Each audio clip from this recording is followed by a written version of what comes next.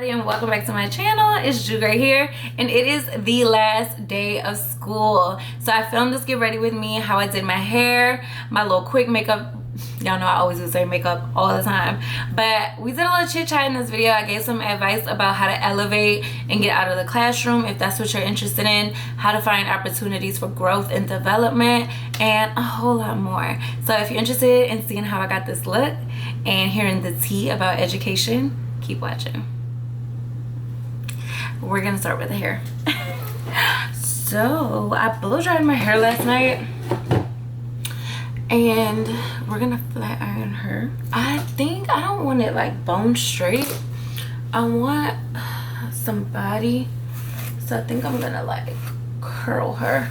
Unfortunately, my hair is like super greasy too, and that made me want to like just start all over, like wash it again, blow dry it, but I don't have the time. So we're just gonna flat iron her. And I mean, do I have the time right now to be doing this? I don't, but whatever, because it's the last day of school. So I have been doing a tradition on my channel where I do a get ready for the first day of school every year. And I've been doing it every day for the last however many years I've been in education channel. So I thought I would do get ready with me for the last day of school, since I have like new things I'm doing and updates. So yeah, let's start talking. So I made me a little juice this morning to sip on. So I'm gonna sip on that while I do my hair. So guys, I really want to give this year a rating. This year was like, I would say like an 8 out of 10. I found and learned this year that I do enjoy teaching. And as much as I wanted to get out of the classroom, it made me realize like I kind of enjoyed my job. It had its perks, and we're gonna get into that, what I enjoyed and didn't enjoy. But it made me realize like I feel like I'm really good at teaching. Like that's my passion. And I had moments, little opportunities here and there where I did teach. I would do like co-teach lessons with teachers that I was supposed to be coaching. It didn't really end up like that. It ended up me just teaching the class and the teacher observing too. I taught Saturday school. I taught like interventions for intervention week. So I had little moments of opportunity where I could teach. I taught 8th grade.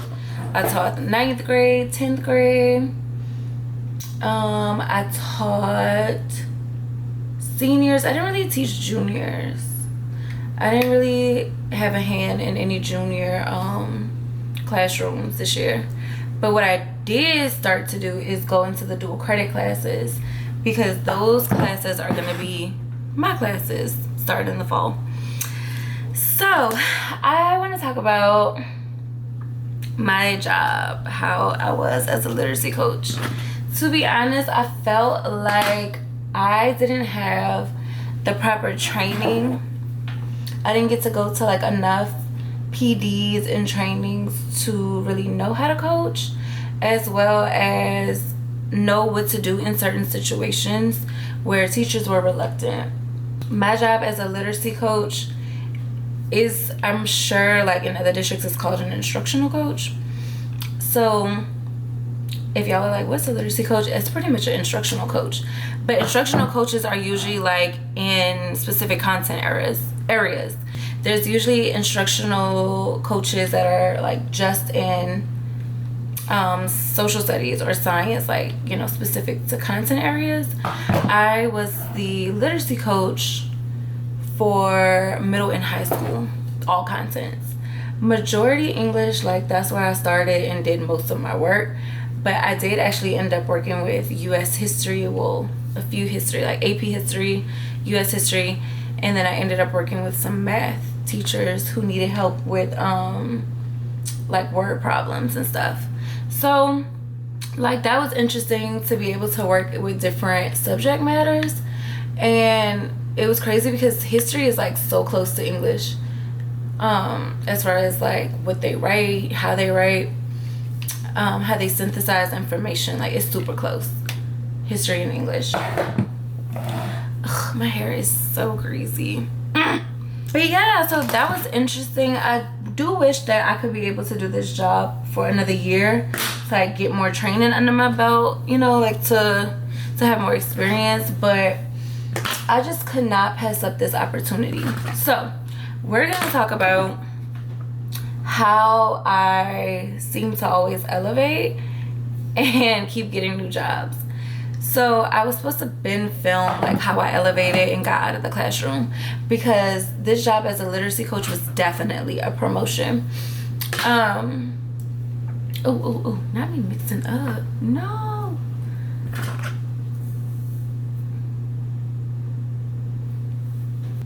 So yeah, me getting the job as a literacy coach was definitely a promotion. I think I made like $9,000 more than my last year teaching. So it was definitely a promotion. And this is something that I will have on my resume, you know, forever. So I'm happy that I did it. I was technically a part of like central administration. So I have that on my resume. I did curriculum. I did professional development. I had to host PDs, y'all. So like this was a very good learning experience, and I'm happy I did it. And my last year teaching, which was 2021, 2022, I kept telling myself like, I don't want to be in the classroom anymore. Like I'm not enjoying this. I found that I wasn't enjoying teaching. I wasn't enjoying just the whole like grades, and I just attendance, like I was over it, y'all, over it. So I kept telling myself like, I need leadership positions. I need to do something behind the scenes. I need to do something that has to do with curriculum. And I just started looking. I started asking people. And that's my biggest advice, because people always ask me like, how did you get this job? Like, you know, how did you know about it? Y'all, I am such an advocate for closed mouths don't get fed. Like I'm always asking people. I was asking my principal at the time, like, what do you think I could do that's not admin? Like I don't want to be an AP. I don't want nothing to do with admin within a school. So like, what could I do to elevate? What can I do in education that's not teaching? I would ask I kind of had a mentor at the time. She was my department head, and then she moved on to be the instructional specialist. Not an instructional coach, but instructional specialist. And she was leaving, and she kept telling me, she was like, you could do my job. You could be an instructional specialist. And I was like, you know what? I could, but I don't know. She was unsure if she was leaving. Like it was like a maybe, a possibility. She wasn't like 1,000% sure. So I couldn't like depend on that. But it made me start to think like, okay, she's saying I could be an instructional specialist. I do have curriculum writing experience. Like, I could do something behind the scenes. And so I just started to apply to jobs. My brother worked in a little small district, and I would ask him like if he knew of anything, because he was admin. It's like, you know, to me, admin have like scoops on jobs. Like they know what's gonna be coming up. They know who's gonna be leaving. They know all that stuff. And so my brother was like, we do have a position actually. It's gonna be secondary. My brother was in elementary. And he was like, go look at the website and apply to this job. And I was like, okay, perfect. And it just so happened, y'all, like, it just so happened I had everything, the credentials. So to be a literacy coach, I needed 5 years of teaching experience. I had 6. I needed some type of like leadership role or experience, and I was team lead for 2 years, and I ended up my last year teaching being department head. I was like interim department head for like from like February to the end of school. I was department head. So I had that experience, and then it required a master's degree. I have a master's in teaching. So I was like, okay, like I have everything they're looking for. I just need a word of mouth. Like I just need somebody to put my name in the door. My brother worked for the district, so he ended up sending my resume to, I don't know, somebody. I guess somebody in HR. I don't know. He had a connection. That's all I'm gonna say. He had a connection, and it wasn't a conflict of interest. It wasn't a conflict of interest because we worked in two different areas, and we worked in two different like grade levels. He was elementary and he was in AP. I was gonna be like in curriculum and instruction in secondary. So like it was completely separate. Like we would have no affiliation. And he actually ended up leaving anyway, so like there was no conflict of interest if I was gonna be working with my brother, you know. But ooh, I do have some dry shampoo, y'all, because my hair is super greasy. Ugh, hate it. So my biggest advice to anybody that is like looking to get out of the classroom, you want to get any type of leadership roles that you can get to show that, you know, you can be a leader. If you ever have the opportunity to be a team lead, lead your team. If there's any opportunities that that are like, you know, summer school opportunities, or like writing curriculum for summer school, or like creating a STAR intervention or a boot camp, like those are things that I did, and I have that on my resume. So it looks really good, showing that like I can lead, I can stand on my own, I can create. I was able to create you know, interventions and boot camps. Like I was very innovative. And so also ask if you have a relationship with your administration, or, you know, somebody close to you at your school that is higher up, ask them. And I would always ask, the way I would word things and ask for opportunities for leadership, I would say, I'm looking to grow, and any opportunity that you have for me, you know, I accept. I want to learn and grow as an educator. And so I would get put in situations or invited to like professional developments that were like very high up people. It would be like the department chair, it'd be like the instructional specialist, and I would be there. I'm like, oh, this, like, I'm with the big dogs right now. But my AP like trusted me and listened to me, and she recognized too in me. She saw that I had potential and I was ready to grow. So in a sense, she kind of like molded me. She helped me grow. And I will also say that for my instructional specialist, she saw like my hunger and my drive. And so anything that she needed help with, she would come to me. So when it was time to do the STAR boot camps, she came to me and I helped her create them. When it came to like just handling classes, like if classes didn't have a sub and there was nobody to go check them, like it would be me. I would go handle it. I would go split the classes up and put the numbers on the door and all that, like where the kids go, like split rosters. Like I was doing all that my last year teaching. And then when it came to summer opportunities, there were opportunities for me to write summer school curriculum. I would take those opportunities. And so I will say, y'all, like I don't know, some people may not see my hard work. Like they just think maybe I got lucky, or like I just manifested this. But like I've really worked hard in education. I haven't taken a break, meaning like I'll work year round. Last year was my very first year not working in the summer. And I still worked in the summer. I took all of June off, but I ended up working in July. So yeah, like I'm a very hard worker. And if this is something you really want to pursue, like just start looking at jobs. That's what I would do in my free time, which is like, who does that? But I would do that in my free time, y'all. I would look for jobs, opportunities in education. Y'all know I was always looking at HCC.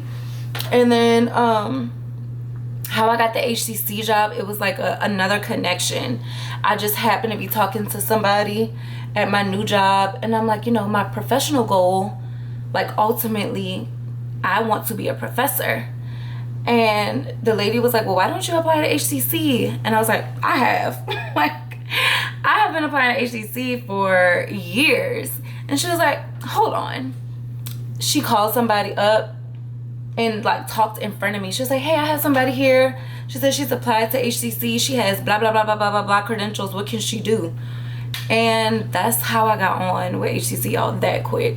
So I would just say, if you're in a room, an environment like that you trust the person, you can talk, tell your goals, tell your professional goals, because you never know who knows who to get you in the door.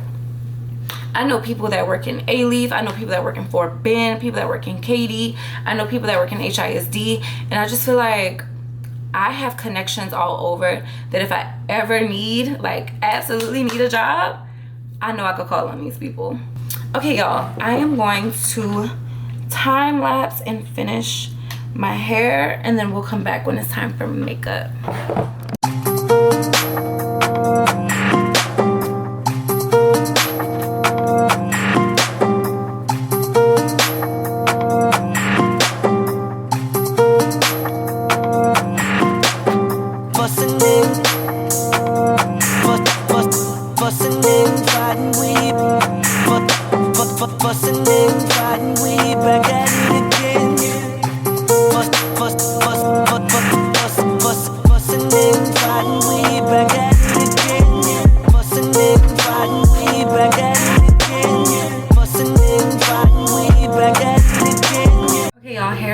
I'm about to spray it though with some dry shampoo because it's so oily and greasy.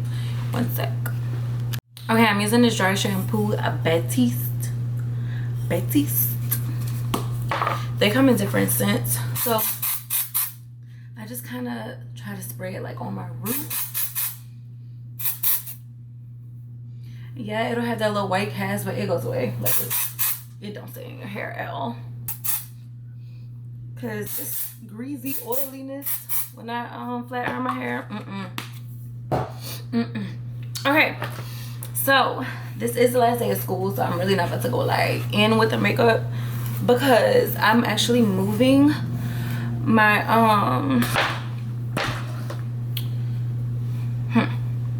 I hate when one side does one thing and the other side does another, but that's okay.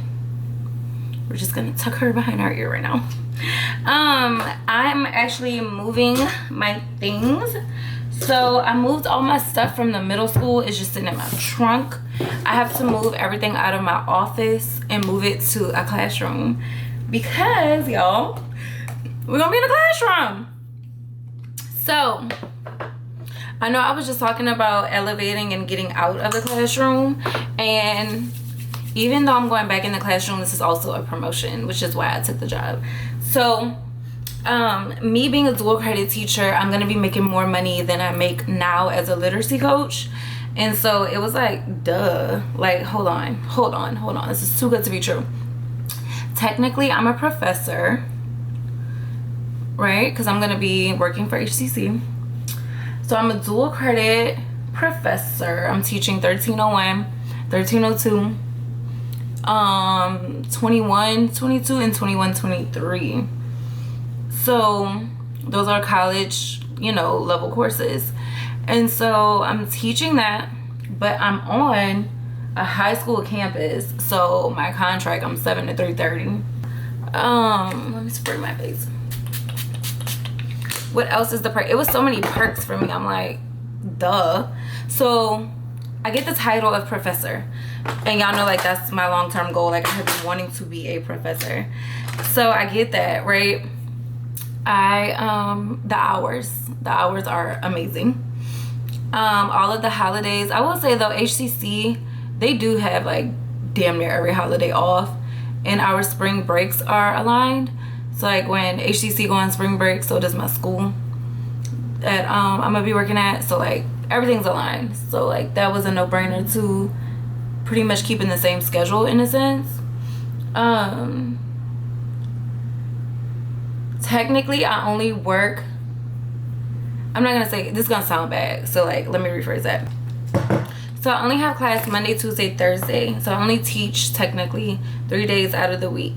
The other 2 days is like, yeah, I'm in the classroom with the kids, but it's like independent practice, or like they're working on their college stuff, if that makes sense. because you know, college, you don't go to class every day. Like, you don't take one course every single day. It's Monday, Wednesday, Friday, Tuesday, Thursday, whatever. So my schedule, I technically teach or instruct Monday, Tuesdays, and Thursdays. And then Wednesdays and Fridays is like the students are supposed to be working on, you know, their assignments. And of course I'm gonna be there, so like if they need help or anything, I'm there. But I like that because it gives me the opportunity, the time to do things that I need to do, which, if y'all have been following, I'm back in school, so like I can use that time as well to get schoolwork done. So it works out. Like, it's the perfect situation. I don't know how many times I'm gonna mention this, but it's more money. More money. It is a great thing to put on my resume, like occupation, y'all. Duh. And it's been my goal since I've gotten into education. Like, since I've become a teacher, I've always said I want to be a college professor. I want to teach on the collegiate level, because I realize on the college level, like, it's beyond a textbook. It's not just following a curriculum that a school gives me and it's like, okay, stick to this, do this. No, baby. I got full range and full freedom to like go beyond and to teach things that are like abstract and controversial. Like, I love that. I love getting people and students to like really think beyond. So I'm so excited about that. So I put a little blush on. I put a little bit of my little eyeshadow. We're gonna do a little wing. I have not done a wing in forever. So summer plans, I don't have none, unfortunately, or maybe fortunately. Fortunately, I'm gonna be teaching the dual, well, not, it's not dual, it is dual credit, but it's not dual credit. I'm gonna be teaching TSI. If y'all know what that is, my Texas people, I'm teaching TSI, preparing the kids that have to take the TSI test. That's what I'm doing this summer. I'm like coded with HCC. So we only go Monday through Thursday. Oh, I had to concentrate a little bit. We only go Monday through Thursday, and it's 8 to 1 this session. So I'm doing that. And then, like I said, I'm still in school, so I'm going to school. But I do have like little mini trips I want to take. So I'm actually going to Dallas today. I want to go, my light went out. I want to go to Austin and go visit my best friend, Jessica. I miss her. That's my girl.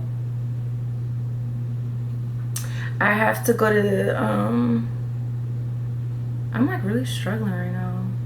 Okay, my wings are so uneven, so I've got to fix this.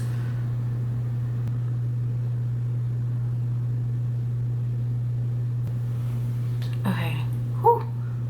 And I never do like a full wing, like all the way. I only do like half, but I messed up, so we gotta do the whole one.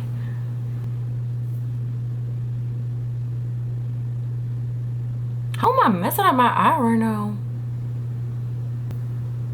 Okay, that's as good as it's gonna get. So whatever. We're gonna do mascara. But yeah, I'm gonna take little mini like weekend trips, because that's when I'll be off. So like a Thursday night to Sunday, or like a Friday to Sunday. Really enjoy my weekends. So my plan is to go to Austin one weekend. I want to go to DC to go visit my best friend Naila. I'm definitely gonna go back to New Orleans one weekend. So yeah, I'm just gonna be taking like little mini trips. I really wanted to go on like a full-blown vacation. I was trying to go to the Bahamas, but there's just no way with like the way my time is set up with work and school. And I'm actually teaching summer school. Usually like summer school is a session, like it goes to, you know, July or whatever. No, baby, HCC summer school goes to when I go back to work. Like it ends, I think, August 9th or something like that. So like I have absolutely no break except for my weekends. I'm putting on mascara that you can barely freaking see. Okay, makeup is done. I'm gonna let my eyelashes dry a little bit before I spray. So let's put on Gross. Put my all-time favorite lip liner.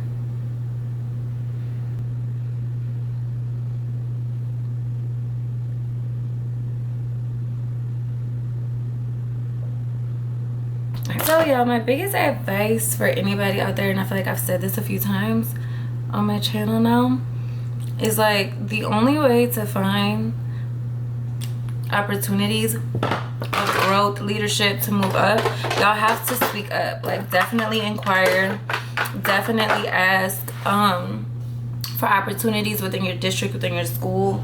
If there's an opportunity for you to lead a PD, do so. It lets people know that you can handle leadership in any type of leadership role. And when you do professional development, like, you're leading, you know, you're leading a certain amount of teachers or educators into learning about something new. So y'all, there's opportunities out there. I have always said, I think I'm gonna make like a salary breakdown. I kind of did this when I was first starting off teaching. I think it was like my 3rd year teaching. Like, gave examples of salary. When I tell you there is money in education, there is money in education. And so you just have to find opportunities, find where the money is. Again, ask. Like, I'm always asking, am I gonna get paid for that? If this is after contract, like, I need to get paid for this. I do so much work like off contract hours, where like the district that I work for contracts me to, it's like an in-house contract pretty much. Like, they contract me to do more work, but it's after hours. Out of my salary, it's out of my contract time, so they have to pay me. So yeah, just find opportunities, y'all. There is money out here. There's Saturday detention you could be working, there's Saturday school, summer school. This is the most money I'm ever going to make in summer school. They are paying $40 an hour. I have never seen a district pay this much, at least, you know, my experience. I started out making $25 an hour in summer school, then $30 in summer school, and now I'm making $40 in summer school. So, y'all, the money is out there. You just gotta find it. You just gotta speak up, ask. Definitely always peruse, look at different school districts and look at the positions they have. Some districts may have a position that your current district doesn't offer that you may qualify for. So always look at the description, always tweak your resume to fit into their job, and y'all, make this money. To all my fellow educators out there, we got another year down. I am so happy and so thankful for everybody that watches my channel. Please make sure that y'all are liking, commenting, subscribing, all that good stuff. Happy summer to all my educators, and I'll see y'all in the next video.